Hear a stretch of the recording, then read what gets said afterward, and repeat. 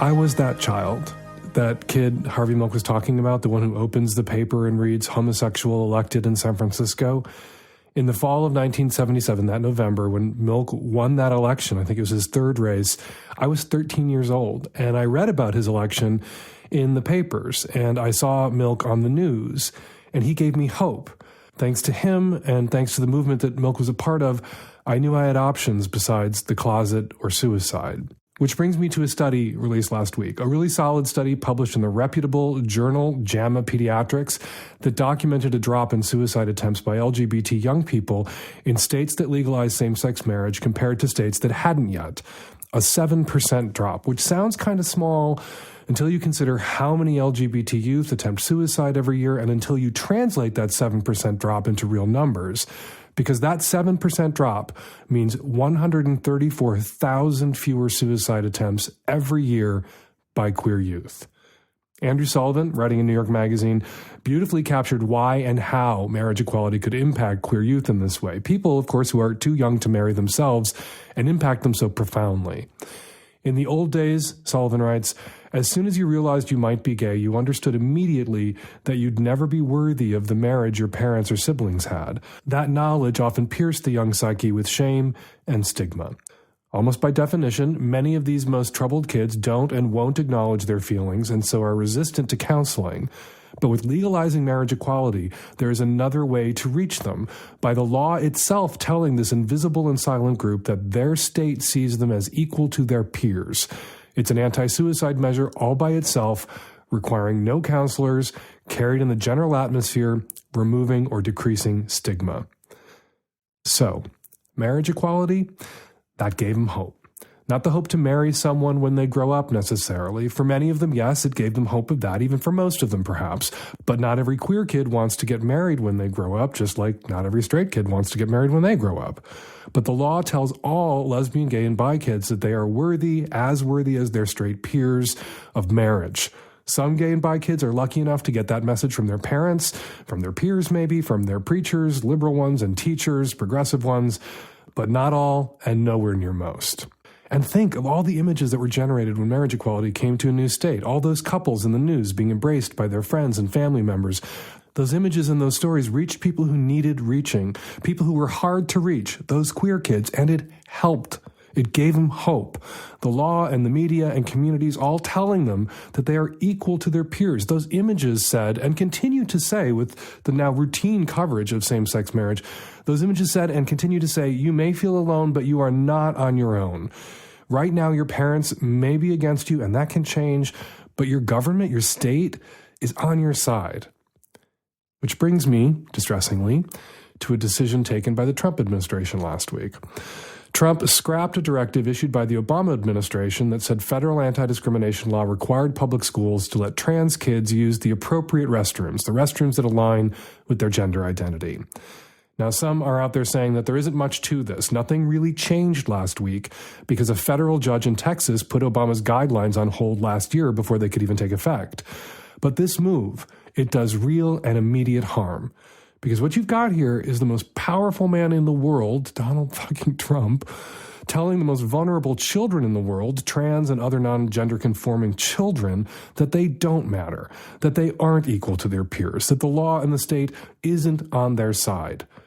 If being told you matter, if being told you're equal to your peers under the law can drive the suicide rate down, being told the exact opposite, being told that you're less than, not equal, not valued, that can drive the suicide rate up. So what Trump did last week, that's going to kill trans and other gender nonconforming kids. And that is not an exaggeration. You got to give them hope, like Harvey said. Right now, the government under Trump is stripping hope away from trans kids. And you know what? We're not going to let that happen without a fight. We are going to fight to protect trans kids and dreamers and other immigrants and refugees and children, U.S. citizens whose undocumented parents may be deported. We may not be able to stop the Trump administration, but we can fight it. And seeing people get in the fight against Trump now, like watching Harvey Milk fight and ultimately defeat Anita Bryant then, that'll give them hope. It'll help them see that they have options and allies, and that, all by itself, the fight, will save lives. Give them hope. Get in the fight. Resist. All right, before we get to the show, I just want to say if you haven't seen the excellent documentary about Harvey Milk, The Times of Harvey Milk, you should definitely find it and watch it. And if you haven't seen Moonlight, which won the Academy Award for Best Picture on Sunday night in a flawless and smooth award ceremony, you should watch that too. And on today's show, lots of Q, lots of A, some D, and Randi Kreger, an expert on borderline personality disorder, joins us for the Magnum Savage Lovecast to discuss dating issues around bipolar disorder. You can subscribe to the Magnum Savage Lovecast, twice as long, more questions and guests and no ads at savagelovecast.com. This episode of the Savage Lovecast is brought to you by WeVibe, makers of award-winning pleasure products for couples. Want to infuse more passion and connect with your partner in exciting new ways? WeVibe designs products that work with your body to enhance pleasure. Go to wevibe.com, that's we-vibe.com, promo code SAVAGE. This episode of the Savage Lovecast is brought to you by Boll and Branch, luxury, affordable, fair trade certified sheets. Get $50 off a set of sheets plus free shipping by going to bollandbranch.com and entering SAVAGE. Today's episode is brought to you by Blue Apron. Blue Apron delivers all fresh, high-quality ingredients and recipes you need to create delicious home-cooked meals. Get your first 3 meals for free by going to blueapron.com/savage. Hey, Dan. So my 61-year-old dad has recently opened up to the field or the world of kink. And he's kind of sort of in a no details way telling me about it. And it happened because he started a relationship with a younger woman, which has since ended. But I guess now he has discovered quite a bit about himself, and I'm super excited for him. But I think he's feeling a little down in the dumps after ending this little fling that he was involved with. Also, before he was involved with her, he had been single for like 8 years and was not involved with anyone in any type of way during those 8 years. So as you can imagine, you know, he's feeling a little weird, but I really am super happy for him that he's discovering something about himself at the age of 61. And I want to be a good daughter, and I would really love to point him in a direction. I told him about that life, but other than that, I guess I live a pretty vanilla lifestyle myself. So I was just wondering if I could get some advice on how to tell my dad how to explore his kinks.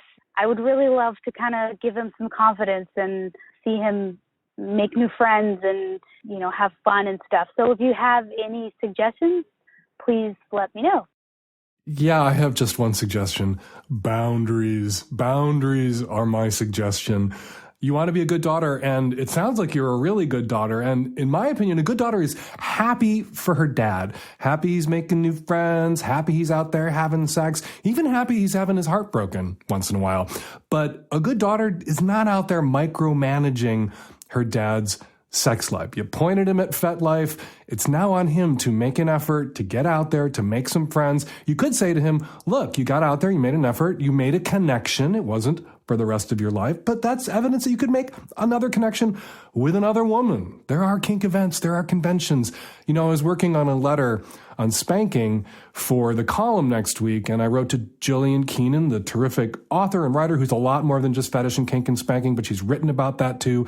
She's got a great book out called Sex with Shakespeare, and everyone should read it. She's been a guest on the podcast. And I wrote to her about how this person could tap into the non-sex, no PIV, no PI anything, spank fetish community scene. And she sent me back a list. In a minute, she sent me back a list of 7 annual spanking conventions all across the country. So what's the lesson there for your dad? What's the moral there for your dad and my interaction with Jillian? There are lots of kink events going on all over the country all the time. Munches, meetups, conventions, and other kinksters are in a much better position to direct him to those events, to the community he wants to be a part of and how to tap into it than you, his vanilla daughter, ever could be or should even want to be. Your dad is an adult. He is 61 years old, presumably not infirm and not clueless. My suggestion is that he get out there with your tacit, slightly at a distance, don't need to know everything, support, and do this on his own. Hey, Dan. This is a 27-year-old lesbian calling from the Boston area. And I have a question for you. I'm in a little bit of a pickle, and my girlfriend and I listen to your podcast every week. We just love you. And I'm finally presented with a question that I really need some help with. So, long story short, my dad and my mom divorced when I was a baby, and my dad has not been in the picture. My mother recently passed away, and my father, who I do not speak to, but I am very close with his parents, has not even reached out to offer his condolences to me or anything. He really hasn't reached out to do anything in my entire life, but he is coming to visit. And he's going to be staying at my grandparents' house, who live like 5 minutes away. And I am feeling a little upset. I'm feeling like there's some displaced anger towards my grandparents for even being okay with him coming to stay and not even mentioning to see me. And I just don't know. Should I just continue going on being quiet? Because I know you always say, you know, when it comes to your parents or your family and situations like this, your presence is all that you have to offer them. Should I continue on with just keeping the silence because I am so angry and so hurt by the person or lack thereof that he has been my entire life? Or should I go over there and confront him? I'm really nervous about it. Typically, I would just ignore the entire situation, but I really kind of need your help. So I have a question for you before I answer your questions. Do you want to have a relationship with your dad going forward, or do you want to sit with your anger for the rest of your life? And honestly, I'm not baiting you. I think you are justified. I think you have a lot to be angry about, and you could sit with that anger the rest of your life and not have a relationship with your father. I do think, though, you need to have some compassion and empathy for your grandparents in the impossible situation that they've found themselves in, being torn between their desire to have a relationship with their granddaughter and their love for you and their love for their son, even if they recognized his faults and what a deeply shitty father or not a father he was to you all these years. So I think you need to do your homework before you decide whether or not to confront your dad. I think you need to go talk to your grandparents. Sounds like you're mad at them too. You need to talk to them. And I wonder if there's not kind of a family-wide trait at work here, an emotional strategy, because you say, do I continue on just keeping the silence? Typically, I would ignore the entire situation.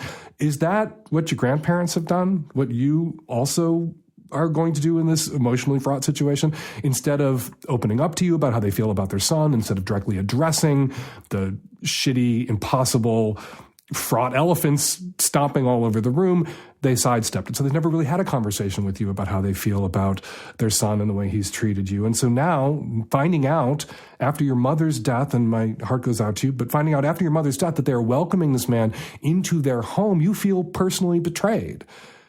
And I think you feel that betrayal deeply because you don't understand where your grandparents are coming from. You don't empathize with their position, not because you lack empathy generally, but perhaps because you've never discussed it with your grandparents. You don't know what they're thinking. You feel that this is a betrayal, them welcoming him into their home, a short 5-minute drive from your house, without discussing it with you, without helping you brace yourself or prep for it, without contacting you a condition that they imposed on him for them welcoming him into their home. You need to have a talk with your grandparents about what they think about the last 27 years and what they think about their son, and listen to them. Listen to what they have to say about, again, I think the impossible position that they found themselves in, wanting to have a relationship with their granddaughter, also wanting to have a relationship with their obviously deeply shitty kid.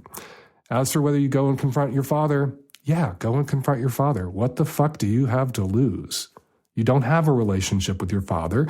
He hasn't been a father to you. You have questions you would like to ask him. He owes you some explanation. And if you go in there and you confront him and you get nothing out of him, then you did what you could do. And you have the answer that you need to continue on as you've continued without a father in your life. And if it blows up and if it's ugly, then it just will cauterize the wound. It'll affirm the choice not that you've made, the choice that was imposed on you to be a fatherless child with a father rattling around out there in the world. But who knows? You never know in a confrontation like that what might shake loose. Maybe you'll have a screaming fight and make some sort of connection that allows you to not rebuild the relationship. There never was a relationship, but to have some sort of contact going forward, if that's what you want.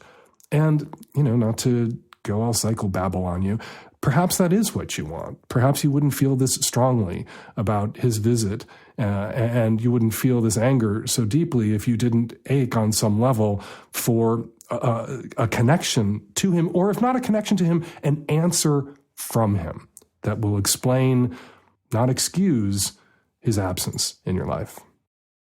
This episode of the Savage Lovecast is brought to you by WeVibe. WeVibe, creators of the Couples Vibrator and the new WeVibe Sync. Sync discreetly fits between you for hands-free, shared pleasure during sex, so you can enjoy your sex life only more. Sync is adjustable to fit your body, so you'll feel the vibrations right where you want them. And Sync is rechargeable, completely waterproof, and made with body-safe materials. Sync to your smartphone to play together, even when you are apart. The free WeConnect app adds to the fun with features like beat mode that vibes to the rhythm of your favorite music, or touch mode for real-time control at your fingertips. Get free discreet shipping, and for a limited time, 20% off Sync or their entry-level WeVibe Unite. Go to WeVibe.com and use the promo code SAVAGE. That's we-vibe.com, promo code SAVAGE. Hey, Dan. Late 20s, straight cis man living on the East Coast. I was calling to see if you could shed any light or give your opinion on when having a type turns into fetishization or just outright racism. There's been a lot of really good conversation about how this weird, kind of creepy obsession that a lot of straight guys have with Asian women is really racist because it's tied to these orientalizing stereotypes of Asian women and how that's really fucked up. And I had a conversation with a friend recently because we were talking about people we're into, and it came up that she's really attracted generally to South Asian men. She's had at least one boyfriend who's of, I believe, Japanese descent. And I also mentioned that I happen to find Desi women, South Asian women, from India and Pakistan, also really attractive. I can't give any specific reason why. I just for several years have just thought, women from that area, a lot of women from that area can be very attractive to me, and I'm not sure why. And I'm trying to be introspective and get into these emotions. So I was wondering if you had any opinions, or if any callers could add opinions to that. Is having a type that's based on, race and ethnicity, is that inherently racist? Is that something that, requires more introspection? I would really love your thoughts on it.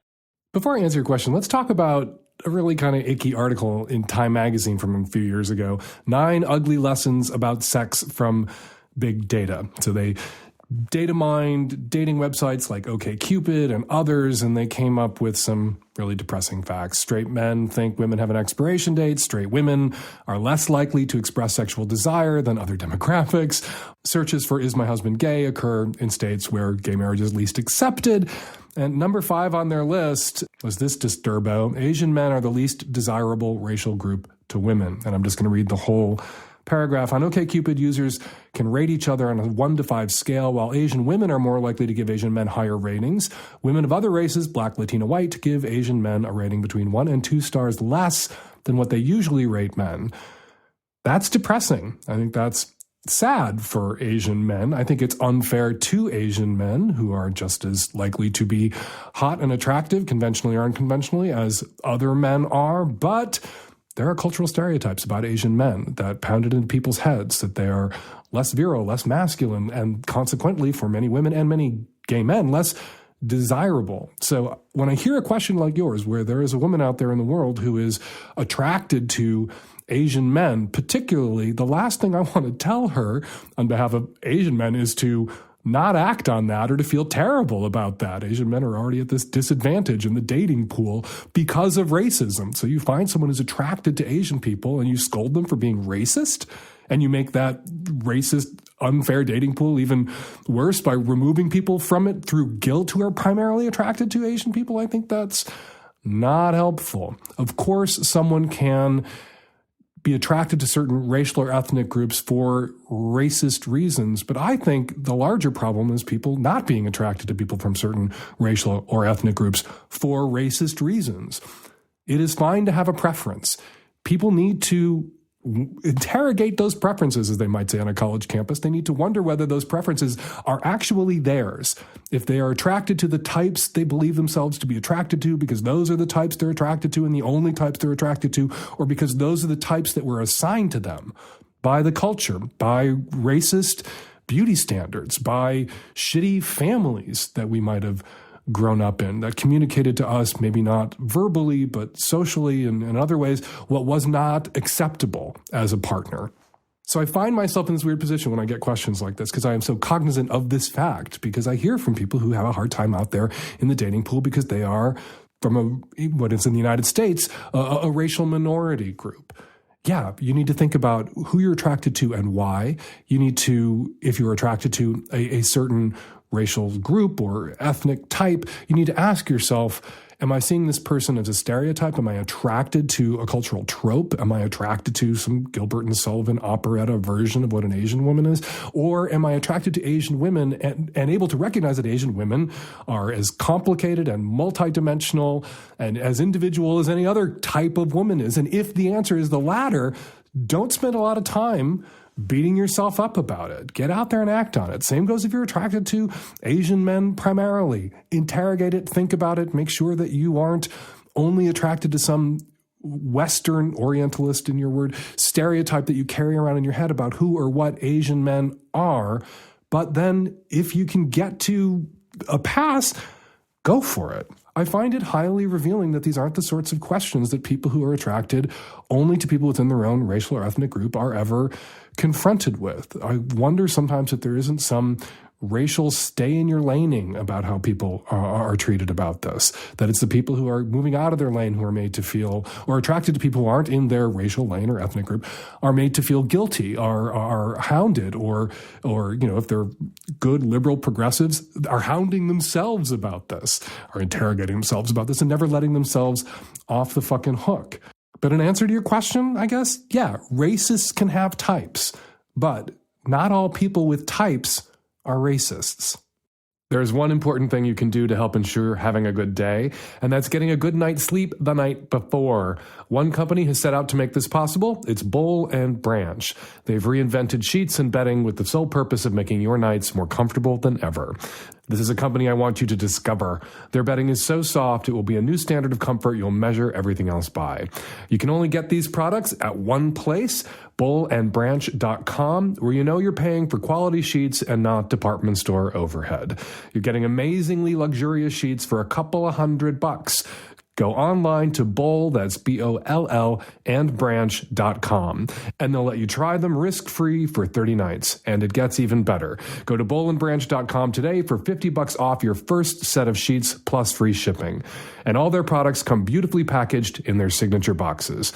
Go to bollandbranch.com today for $50 off your first set of sheets and use the promo code SAVAGE. bollandbranch.com, promo code SAVAGE. That's bollandbranch.com, promo code SAVAGE. Hi, Dan. I had a really unusual experience last night. I went on a Tinder date with a guy I had been talking with really casually for not that long, maybe just a couple weeks, and thought that we were connecting really well, better than pretty much everyone I've tried to talk to on Tinder, and I was feeling hopeful for the date, but my expectations were pretty low still, being kind of the reality of many Tinder romances. And the date didn't really go very well. We were walking over to this bar where some of my friends were DJing, and I realized that I wanted to end the date because I didn't want to feel responsible for him at the bar, because I love to dance and I didn't really want to babysit someone or let them get in the way of my dancing. So I was sort of stalling, and I was smoking a spliff outside the bar, talking to him. And the whole time I'm trying to figure out how I'm going to do this. Then out of nowhere, things just got really weird, and I'm not quite sure how the conversation led to this because I'm still sort of baffled by it.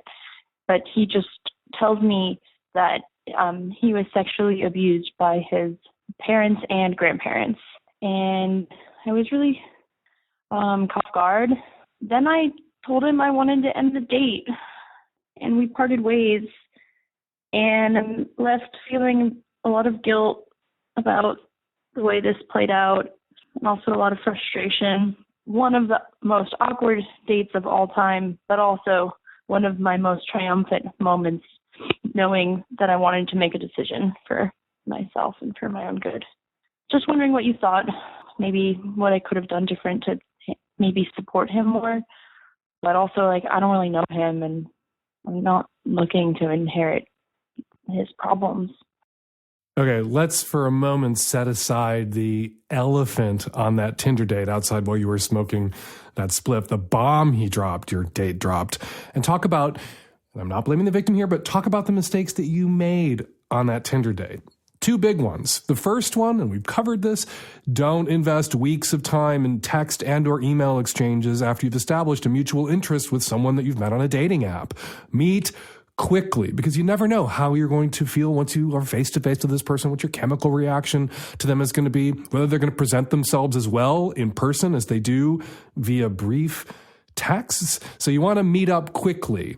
The second mistake, you do not want to have an open-ended first date with someone that you're meeting through a dating app. I've talked about this a lot, but apparently people don't listen to me, so maybe people will listen to Philip Galanes, who writes the social cues advice column in the Sunday Styles section of the New York Times. And a week or two ago, he had some advice for a woman who was having problems with people she was meeting on Tinder. She was going on these dates with a lot of build-up. First mistake, not a lot of build-up. Establish mutual interest, meet quickly, don't build it up for weeks, don't fantasize. And then she was going on these open-ended dates like you did, where she felt trapped. And Philip says, and it's good advice, schedule these meetings before yoga or dinner with friends, Philip writes. Think of them as little hors d'oeuvres in your day, not the main event. Caller, what you needed was an out. I'm meeting up with my friends later to do X, and you are not invited to this thing later that I'm doing with my friends. I have a hard out. I have plans after this. Let's meet up quickly for coffee, meet up quickly for a cocktail, and then I have to be at X, and you are not invited to X. So those are the best practices. Don't make a huge investment before meeting, and be sure that first meeting is limited duration. Be sure you have a hard out from that first meeting, as they say in LA, a hard out. Now, about the bomb he dropped, you have nothing to feel guilty about. He put you on the spot, and by sharing that with you, he was demanding something from you that really you didn't owe him. The kind of emotional support that he might be owed by family, of course, not the family that molested him, the kind of emotional support he might be owed by true friends, by people he knows well, by the therapist that hopefully he's seeing. They owe him the response that you feel guilty for not giving him in that moment. All you owed him was an expression of empathy. That's terrible. That's too bad. I'm so sorry. That sounds like something that you need to talk about with a therapist. That sounds like something you need to lean on people who know you very well. We don't know each other very well. We just met. I cannot provide you as your Tinder date this evening with the kind of emotional support and comfort that it sounds like you need. And then you make your exit. So you made your exit. I hope you took a moment to express some empathy. If you didn't and you're feeling guilty, you're not obligated to, you can send him an email, send him a text via the app saying, it was nice to meet you. I'm so sorry that happened to you. I hope you're getting the help that you need, and I wish you well. And if he doesn't understand that means you do not wish to see him again, and he keeps coming at you, then you have to say, look, dude, I'm not interested in pursuing this any further. Please stop communicating with me. Blue Apron is the #1 fresh ingredient and recipe delivery service in the country. Blue Apron's mission is to make incredible home cooking accessible to everyone. They are careful about the ingredients they source so you can feel good about using them and eating them. Terry and I are big fans of the service, and we're eating better because of it. It's also incredibly delicious and stretches the boundaries of what we would normally cook. Check out what's available this week Salmon piccata with orzo and broccoli, pork chops and miso butter with bok choy and marinated apple, vegetable chili and baked sweet potatoes with crispy tortilla strips, spicy shrimp coconut with cabbage and rice. Do you eat this well normally? No, of course you don't. Get your first 3 meals for free with free shipping by going to blueapron.com/savage. You will love how good it feels and tastes to create incredible home-cooked meals with Blue Apron, so don't wait. That's blueapron.com/savage. Blue Apron, a better way to cook. Hi, Dan. We're a semi-open swing couple living on the west coast of Canada. My partner and I have a very strict rule about using condoms with others.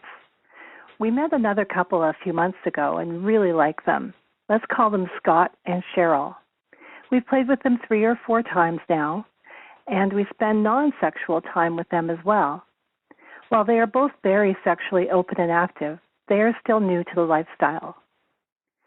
When the 4 of us play together, everyone seems to really enjoy themselves. The guys are bisexual, so there's lots of oral play all around. While Scott seems to be having a great time, he never gets hard.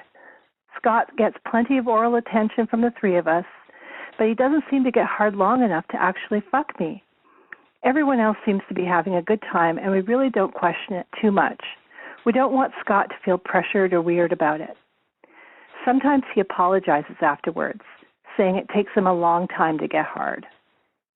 Last week, out of the blue, Scott messaged me, apologizing for never being inside of me, and said it's a condom thing. I assured him that I had been having a good time and left it at that. We understand that condoms don't work for everyone. We want to make Scott feel comfortable, and we don't want to make a big deal out of this. But I'm worried by not addressing it, are we coming across uncaring about his pleasure? My question for you, Dan, how much are we responsible for Scott's erection? If he can't fuck me because he doesn't like condoms, should I be feeling bad? Should we have an open 4-way discussion about it, or just let it slide? Love to hear your thoughts. I'm trying to think of something that might make it harder for a guy to get hard than a 4-person meeting call to discuss whether or not he's getting erections in the moment or not, but I really can't come up with anything. That seems like the enemy of any potential future erections Scott may have, that conversation, that meeting, that conference you want to call, that Potsdam conference you want to have about partitioning Scott's erection. So I am definitely in the anti-call a meeting to discuss this problem. I bet that Scott is nervous. My hunch is that Scott's a little self-conscious, that Scott hasn't been able to get hard in the moment in these 4 ways with you guys. Bet you anything that he's hard after. Bet you anything he's jacking off about this shit later and hard with the wife later. And so he rolled out a fall guy. He rolled out a patsy. He pinned the blame on condoms, his latex fall guy, to take the pressure off him and off his dick. He just said, I'm really sorry that my dick hasn't been there. I don't want you to be self-conscious about it. And some women are. Sometimes a dude can't get hard. The woman thinks it's her. So this may have been motivated in part by Scott's concern that maybe you were feeling self-conscious about him not getting hard in these moments. And he just wanted to take the pressure off and say, hey, condoms, they're kryptonite for my dick. And your proper response is not to loosen your boundaries around condom usage. You should stay firm yourself when it comes to condom usage. The proper response is say, no big deal. If and when you can get hard in a condom long enough to fuck me, that would be great. Looking forward to that. If not, oral and rolling around and mutual masturbation and whatever else the 4 of us want to get down to is great, is fine, is, I don't want to say good enough because it makes it sound like all that shit is a consolation prize. It's great sex, mutual masturbation, oral sex, rolling around in a heap, the 4 of you. It's great sex, whether or not Scott's dick gets hard enough in the moment to fuck you. So, stick with condoms. You might want to get some female condoms and see if that doesn't help. Perhaps you wearing the condom, a female condom, might make it possible for Scott to get hard. But otherwise, don't even bring it up again. Just have your sex dates and no pressure and definitely condoms for penetration. And if he gets hard, great. If he doesn't get hard, no big deal. And he's not to blame. You're not to blame.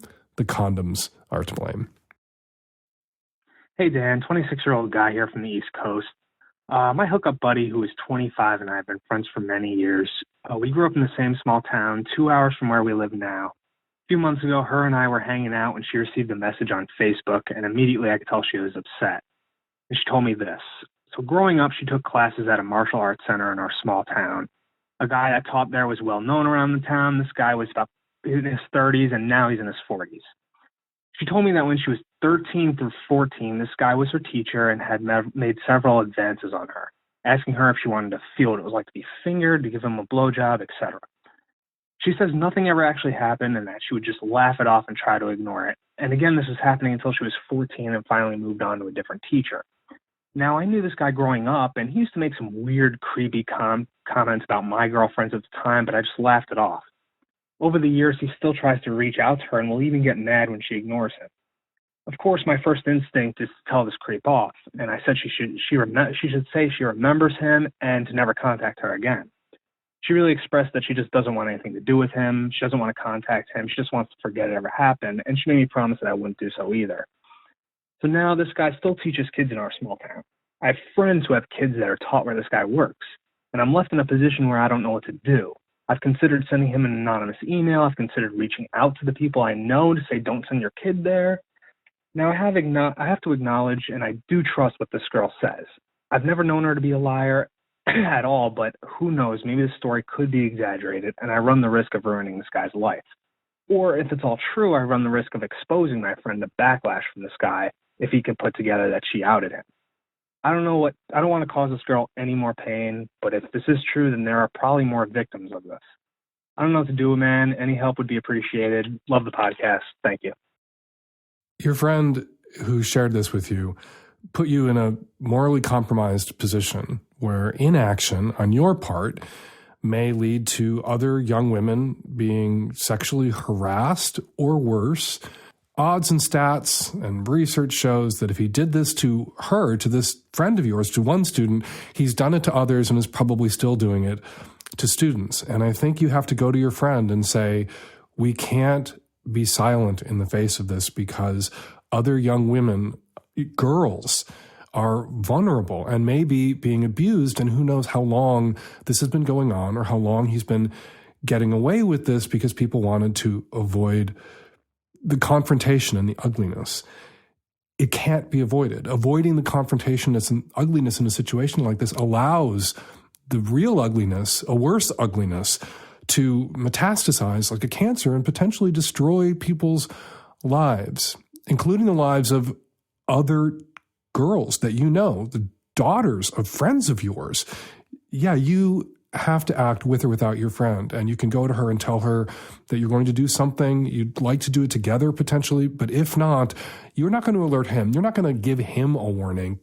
You're going to go to the school. You're going to go to the administrators, and you're going to present them with a letter outlining what you've been told, what you know. Also, like you did at the end of your call, outlining what you don't know, but putting the administrators on notice. Look at the Sandusky affair. Look at the Sandusky rape scandal at Penn State, which went on for, what was it, decades, a decade and a half, and people knew that Jerry Sandusky, including Joe Patero, whatever the fuck his name was, they knew that he was raping boys, and to avoid confrontation, to avoid scandal, they said nothing. And this went on for a very, very long time.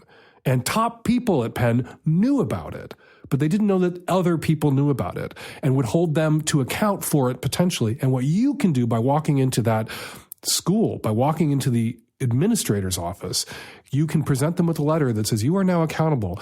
I know this happened, or I believe this happened. You are accountable now. You have to investigate and you have to intervene. If you've known that this is going on and you've done nothing, or if you suspected this is going on and done nothing, you must act now, because not just the lives of these girls or the safety and health and mental health of these girls are at risk. You are saying to these administrators who may be complicit in their inaction in these abuses that they will face the music too, that there will be consequences for them too. Because not only do they know, if they know, but now they know, you know, they know potentially, and they will have to act. I'm sorry that this may put you on a collision course with your friend. It may even put your friendship at risk. You may lose a friend over this, and for the other girls in that school, even if you had no connection to them, you have to act. Hopefully your friend, when you talk to her about it,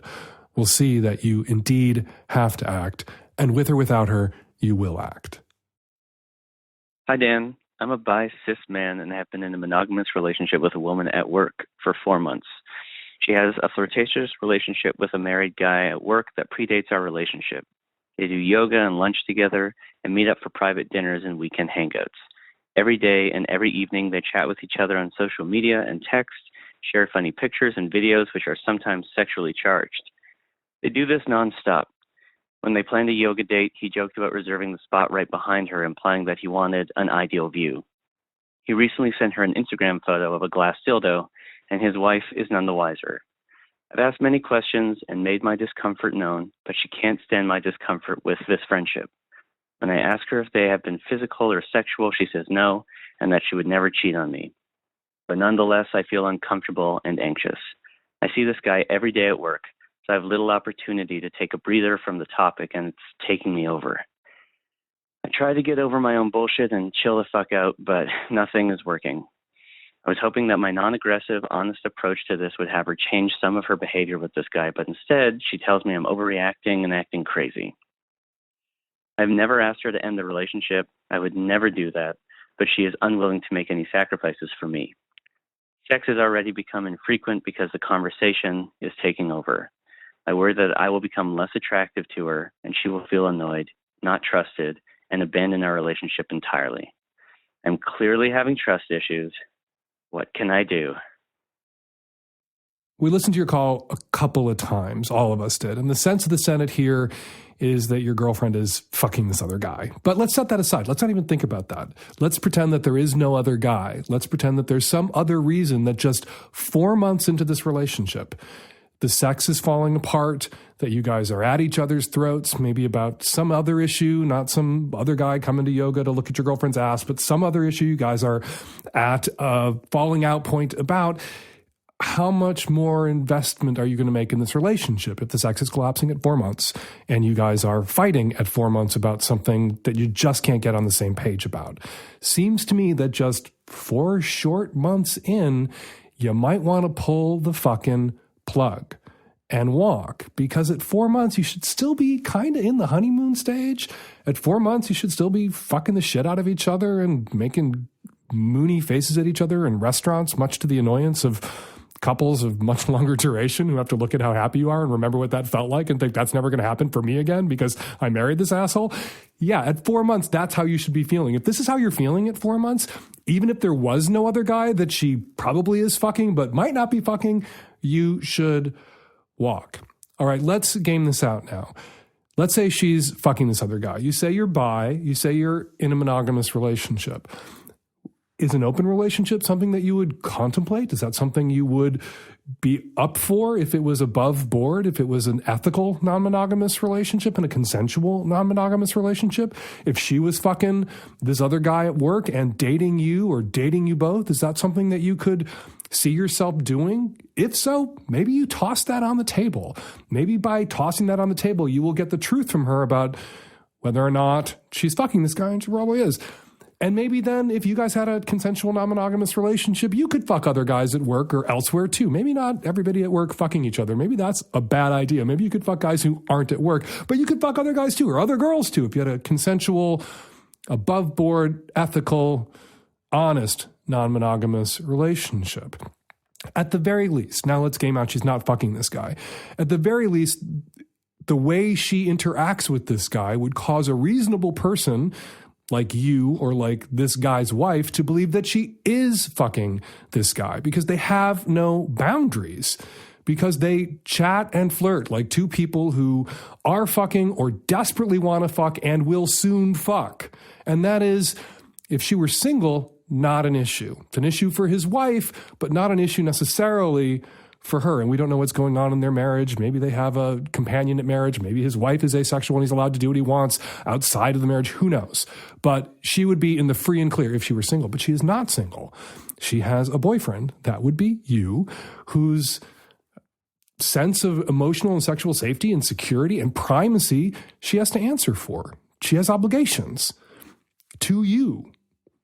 She has to accommodate and work with your feelings And your insecurities, and let's say that these are just insecurities. Let's say she's not fucking this guy and she is, but let's say she's not fucking this guy.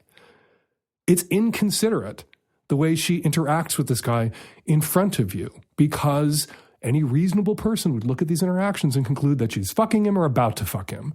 And if that's not allowed, if you are not down with a non-monogamous relationship, and you are certainly not down with a non-monogamous dishonest relationship where she's fucking other people and you're not allowed to fuck other people, then you need to pull the plug. So we're back really where we were 6, 8, 10 minutes ago, when we tried to set aside the issue of the other guy at work, the coworker you have to see every day, and just talk about 4 months together, sex falling apart, at each other's throats, irreconcilable differences. You should pull the plug. And we are back now again, after gaming this all out, we're back to pull the fucking plug. Hi, Dan. This is in response to the caller who was messing with her bi friend's feelings. I agree. She was the asshole here, and I just want to say this is a big problem for a lot of young bi girls, especially having straight girlfriends who act super gay with you, like holding your hands, kissing, cuddling, even messing around, who turn around and then get mad at you for rightly assuming that they're interested in us sexually or romantically. It makes us feel ashamed and less likely to come out to other people in the future. So straight girls, please stop using us as experiments and don't mess with our feelings because it really hurts. Thanks. Hi, Dan. This is about the gay twink caller with the breast issue. I just wanted to let him know, to give him a little hope. There are a lot of people out there with this condition already. It's called chubby people. So basically, there are a lot of gay guys with kind of effeminate bodies. Some of us have hips. Some of us have what some people would call breast. Of course, we're still men, but we do have what you mentioned as a blended body type. And there are plenty of people that are into us. So I don't think he'll, obviously he's going to have some trouble, but just hang in there and you will find someone that is attracted to your body and loves you for who you are. Hi, I'm calling in regards to the most recent episode where the woman was concerned about touching her clit during PIV and having to use her masturbation reel in order to get off. This question relates so strongly to my own experience, and I'm so glad that she called. And I want to add that I've found a way to overcome that specific issue for myself, which is what you had suggested, Dan, which is to do a lot of dirty talk and bringing the fantasy out into the sex. And I've managed to do that with my partner, doing like kind of a half and half, where I do still have kind of some stuff going on in my mind, but I'm also talking, I'm engaging him, and I also get on top. Like, I feel like the more engaged that I get and more kind of active and dominating that I get with my fantasy reel and with my dirty talk, the better the sex is. So I just want to say to that woman, take charge and have fun. And I was where you were, and things are getting a lot better for me. So thanks. And we're going to leave it there. 206-302-2064 is the number here at the Savage Lovecast. If you want to record a question or a comment for a future show, give us a buzz, 206-302-2064. Want to see my amateur porn film festival? Go to humpfilmfest.com to find out when Hump is coming to, in, or around your town.